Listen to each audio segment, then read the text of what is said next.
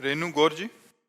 राधे। राधे राधे महाराज जी। महाराज जी, मैं आपसे पूछना चाहती हूँ कि कभी किसी की निंदा नहीं करनी चाहिए और ना ही सुननी चाहिए, लेकिन कोई हमें अपना समझकर वो दुख हमारे साथ शेयर करना चाहे तो ये सुनना उचित है महाराज? हाँ, उसमें कोई अपनी बात, जैसे हम अपनी बात आपसे बता रहे हैं, ये बात अलग हो गई, लेकिन हम उनकी बात आपसे बता रहे हैं, कोई बहुत गलत आदमी है, वैसा है वैसा है, ये निंदा होगी। पर निंदा के सुने ते आवत नहीं कछु हाथ, मूरख पर्वत पाप को ले चल अपने साथ।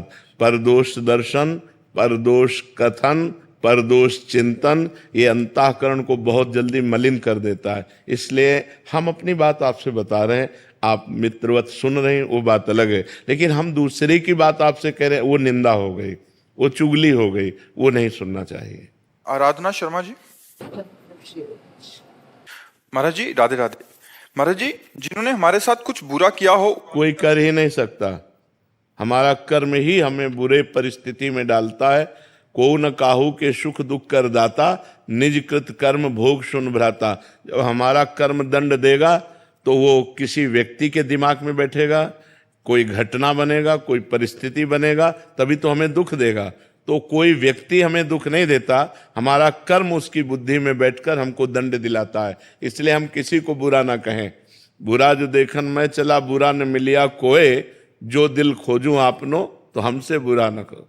तो हमारे द्वारा जो बुरे आचरण हुए वही किसी व्यक्ति वस्तु स्थान में घटना बन करके हमें दुख देते हैं। सिद्धांत की बात है, जो आध्यात्मिक सिद्धांत की, मनमानी तो कुछ भी बोलो, आध्यात्मिक सिद्धांत की बात यह है कि अवश्य में वो भोक्तव्यम कृतम कर्म शुभाशुभम, जो हमसे शुभ और अशुभ कर्म हुए वो हमें भोगने पड़ेंगे।